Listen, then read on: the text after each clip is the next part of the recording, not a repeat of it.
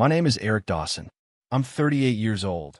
I work as a regional operations manager for a shipping company based out of Springfield, Missouri. I've never been flashy, never chased after attention. I'm the kind of man who wakes up at 5:30, makes his own coffee, lets the dog out, checks the weather, and goes to work. I provide. I stay loyal. I show up. And for a long time, I thought that was enough. Her name is Melissa. We met at a small barbecue restaurant 11 years ago. She was working to register part-time while finishing school. I was delivering inventory. She smiled, joked about the heat, and handed me a sweet tea without charging. That's how it started. No drama, no games, just two people who clicked. Or so I thought. We've been married for 8 years. No kids.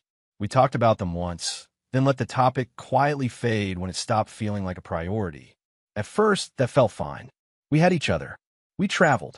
We do lazy weekends on the couch with takeout and reruns of The Office. It was calm, reliable, but calm started to turn into silence. And silence turned into something colder. The past year had been tough. Work stressed me out. We moved into a new house closer to her job. She's a dental assistant. And we stopped doing things together. No more movie nights. No more breakfast runs on Sundays. It wasn't a fight that broke us. It was the absence of anything worth fighting for. I started to notice the shift around last fall. I'd come home, and she'd be on her phone, headphones in like I was background noise. I'd ask how her day was, and she'd say, fine, without looking up. Dinner turned into two people chewing in silence. The kind of silence that you don't notice until it's been there for weeks. But I didn't want to give up. I'm not built that way. I believed in our marriage. I still remember the girl who used to send me memes in the middle of the day just to make me laugh. The woman who once booked us a weekend in Nashville because she saw how burned out I was. I wanted that version of us back. So I came up with the idea. A surprise trip. I started planning it 3 months in advance. I used the PTO I'd been saving. Booked a beautiful 5-day stay at a quiet resort in Destin, Florida. Ocean view suite, breakfast included, private beach access. I even called the front desk ahead of time and arranged for a little happy anniversary gift basket to be in the room when we arrived. It wasn't even our anniversary, but I wanted the vibe to feel special. Romantic, like we were worth trying for again. I kept it a secret, didn't drop a single hint. I thought it would be this sweet, cinematic moment where I'd show her the tickets and she'd light up. That sparkle would come back in her eyes. We'd both breathe again. I was wrong. It was a Thursday night. She'd just gotten home from work. I had cleaned the kitchen, lit a few candles, even played that John Mayer song she used to love. She looked surprised, not happy, just surprised, and asked, "What's all this?" I smiled, told her to sit, and handed her the envelope with the printed itinerary and airline confirmation. I watched her open it. Her eyes scanned the paper. For a second, I thought she was tearing up. But when she looked up at me, her face was flat. Empty. "I'm not going with you," she said. Just like that. Not "this is sudden." Not "can we talk about it?" Not even a "thank you." Just "I'm not going with you." The words felt like a punch, but not the kind that knocks you out. The kind that leaves you dizzy, trying to figure out what just happened. I asked why not. She shrugged. Shrugged. Like I had just asked why she didn't want pizza. "I don't feel like going anywhere right now," she said. Then she stood up, walked past me, and went into the bedroom. No hug, no argument, no explanation. I sat there for almost 10 minutes, staring at the envelope on the table. My heart was pounding, but I wasn't angry. Not yet. I was just stunned, humiliated. I had poured so much hope into that gesture. I thought it would bring us back together. I thought it would remind her of who we used to be. But all it did was show me how far gone she already was. I didn't say anything to her that night. She watched TV in bed while I lay on the couch, pretending to scroll through my phone. But all I could do was replay her voice in my head. "I'm not going with you." That night, I didn't sleep. I sat up with a whiskey and just stared at nothing. My chest hurt. My pride was shattered. And for the first time in my life, I realized she didn't love me anymore. Maybe she hadn't for a long time. And yet, I still didn't react. I still didn't yell. I still wanted to give her time. Maybe she was stressed. Maybe I'd pushed too hard. Maybe something else was going on. But that's the problem with men like me. We excuse everything in the name of patience. We tell ourselves it's strength. loyalty, honor. But in reality, it's just fear. Fear of admitting you're not wanted. Fear of walking away from something you built with your own hands. 2 days passed. She acted like nothing had happened. Made coffee. Left for work. Sent me a short text. Don't forget the trash bins. I didn't respond. I couldn't. That Saturday, I checked the tickets again. Everything was still confirmed. Flights out of Springfield Branson to Pensacola, then a rental car to Destin. Non-refundable. I'd lose the money either way. And then a thought hit me. I'm going anyway. Not because I wanted revenge. Not because I want to make her jealous. But because I needed to get out of that house. I needed to breathe somewhere that didn't smell like rejection. I didn't tell her. I just packed my bags. And before I zipped the suitcase closed, I grabbed the second ticket off the counter. I didn't know who I was taking yet. I just knew I wasn't going alone. That was the moment something shifted inside me. Not rage. Not spite. Just a silent decision. If she didn't want to fight for this, then I wouldn't bleed for it anymore. And that was the night I remembered who I was before her. Before all of this. The morning I left for Destin was quiet, gray, and cold. I didn't say goodbye. I didn't leave a note. Melissa was still asleep, or at least pretending to be. Her back was turned when I grabbed my suitcase from the bedroom floor and walked out the door at 6:42 a.m. I knew the exact time because I checked the clock 3 times before I stepped out, like part of me was waiting for her to wake up to stop me. But she didn't. The drive to the airport was dead silent, except for the ticking sound of my blinker and the occasional burst of radio static when I forgot to turn it off. I pulled in a long-term parking, scanned my boarding pass, and waited by gate 3B with my coffee and one ticket still burning a hole in my pocket. That second boarding pass, still in my bag. I wasn't even sure why I brought it. Maybe I wanted to punish myself. Maybe part of me still believed she'd call last minute. But the truth is, I brought it for someone else. I just didn't know who yet. 2 hours into the flight, I realized I hadn't said a word to anyone. Not the gate agent, not the flight attendant. I kept my headphones in with no music playing. I just stared out the window, watching clouds pass and thinking about the last 6 months of my life, how I went from a husband to a roommate, then a ghost. I landed in Pensacola, picked up the rental car, and drove straight to the resort. The place was beautiful, just like the photos. White sand beaches, blue water, couples everywhere, holding hands, laughing, ordering drinks at the bar. I checked in with a polite smile like I wasn't dying inside, like I hadn't brought a ticket for someone who stayed behind on purpose. Room 612. King bed. Ocean view. Welcome basket still waiting on the dresser. Champagne, chocolate, and a cheesy card that said, "To new beginnings." I laughed bitterly and tossed in the trash. The next morning, I walked out to the beach by myself. I was sitting on one of those wooden loungers when I heard a voice behind me. "Did you come alone too? Or did your date ditch you like mine?" I turned around. She was wearing a gray hoodie, sunglasses on her head, hair in a messy bun, holding a to-go coffee and sandals in her hand. She looked normal. No makeup, no pretense. Just real. I chuckled dryly. "Yeah, something like that." She sat down in the chair next to mine without asking. "I'm Claire, by the way. Eric." We shook hands. It wasn't romantic. It wasn't flirty. It was 2 strangers meeting at rock bottom. Over the next hour, we talked. I didn't give her my life story, just the basics. Married 8 years, planned a trip for 2, got told at the last second, "I'm not going with you." She winced. "That's brutal." I nodded. "Yeah." She told me her fiancé called off their engagement 6 weeks ago. Still wanted her to keep the reservation since it was in her name. She came anyway. Figured crying by the ocean beats crying at home, she said. We both laughed. Not the happy kind. The broken, exhausted kind. We didn't make any promises. We didn't plan to meet again. But that afternoon, I saw her again at the beach bar. She waved. I nodded back. She joined me. That night, we had dinner at the resort restaurant. Not a date. Just 2 people avoiding their rooms. She told me more about herself. 34. School counselor from Tallahassee. Loves dogs, can't cook to save her life, and hates rom-coms. They lie, she said. Real love doesn't come with theme music. I told her about my job, my dog named Duke, and how my wife used to be my favorite person, until she stopped looking at me like I mattered. By the end of the night, We were tipsy, full, and walking barefoot down the beach like teenagers.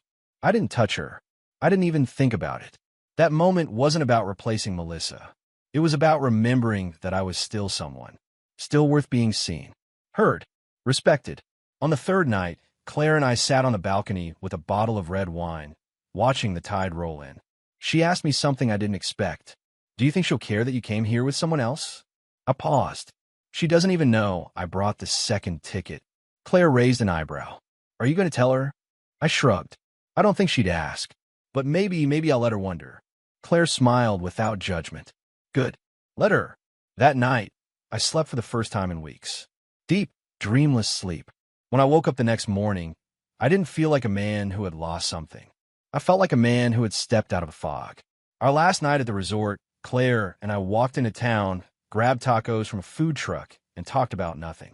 It was easy, free, real. I told her I'd be flying back the next morning, and she said, "Me too. You'll be all right, Eric." I nodded. You too, Claire. We hugged. A long, quiet, genuine hug. No numbers exchanged. No talk of what next. Just a moment of understanding between two people who didn't owe each other anything, except honesty. And that's what made it meaningful. I got back to Springfield late Sunday night. Melissa was sitting on the couch when I walked in. She looked up. No hug, no smile. Just stared at me, as if trying to read me. How was it, she asked. Nice, I said, setting my bag down. She hesitated. Did you go alone? I met her eyes. Does it matter? She blinked.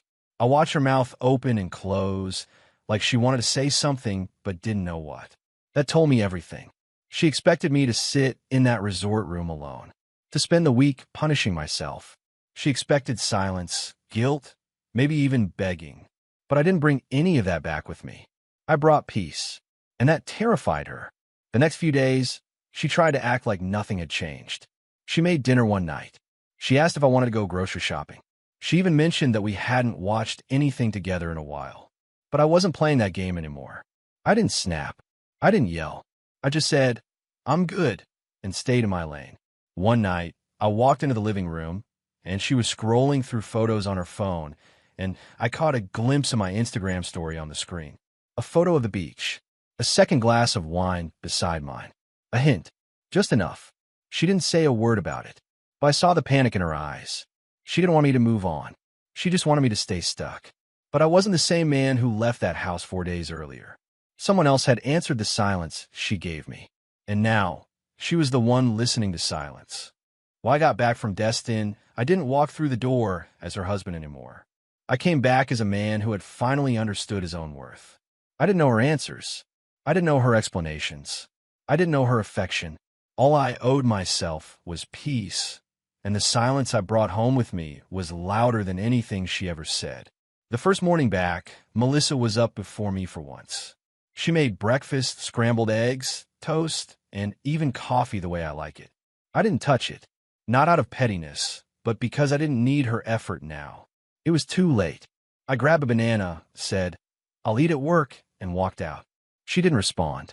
That day, I drove to work with the windows down and no music on. I just let the wind fill the silence. I was calm, clear. There was no hate, no anger, just indifference. And that's something women like Melissa don't know how to handle. They can deal with yelling. They know how to fight. But a man who no longer cares? That's a different kind of hell. The change was subtle at first. I stopped asking her how her day was. I stopped leaving my weekends open for us. I started going to the gym again, after work, without letting her know. Not because I was trying to make her jealous. I just finally prioritized myself. That first weekend back, she came into the living room while I was folding laundry. She sat down and asked, Do you want to watch something tonight? I didn't look up. Nah, I've got plans. She paused. With who? Does it matter? That silence that followed? That was the moment it hit her. I wasn't the same man who sat in this house for months begging for scraps of attention. I wasn't the husband who planned trips to save a dying connection. I was done. She tried harder after that. Dinner suddenly became a thing again. She asked if I wanted to go out for drinks. She even wore that red dress she used to pull out when we had date nights. But it didn't land the same. Not anymore. One night, she leaned against the doorway of the bathroom while I was brushing my teeth. I feel like you're punishing me, she said. I looked at her in the mirror. I'm just living. She stepped closer. You've changed. I rinsed my mouth, wiped my face, and met her eyes directly. You should try it. And I walked past her. She didn't follow me. The truth is, I wasn't punishing her. I was done performing. For months, I was in that house, emotionally starved, clinging to the version of her that existed years ago.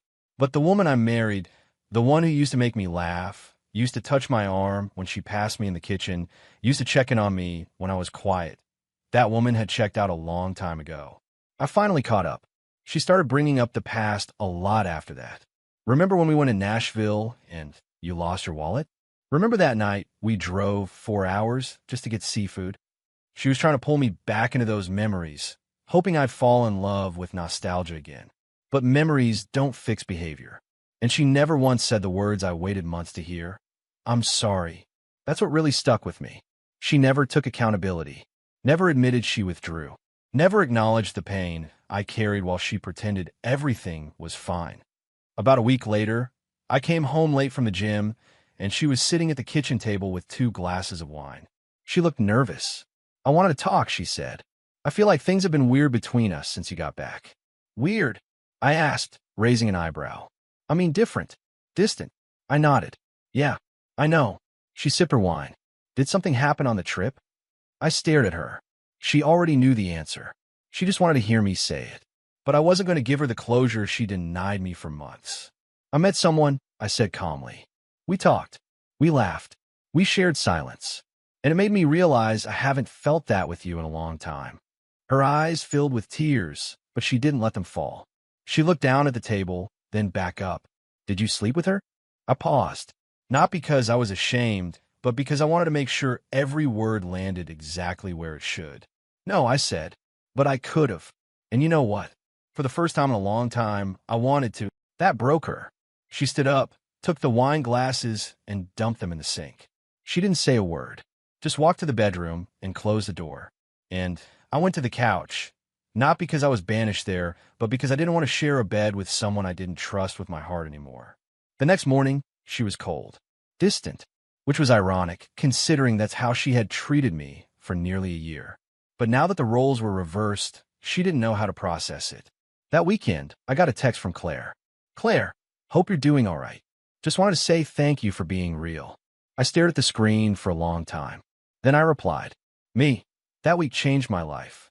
Thank you too. I didn't try to start anything. I didn't make it romantic. I just gave it the honesty it deserved. Because what Claire gave me wasn't romance. It was perspective. A few days later, I sat down with Melissa at the kitchen table. No drama. No yelling. Just honesty. I think we both know this isn't working anymore, I said. She looked down. So that's it. I nodded. Yeah, that's it. She started to cry, real tears this time. Not performative. Not manipulative.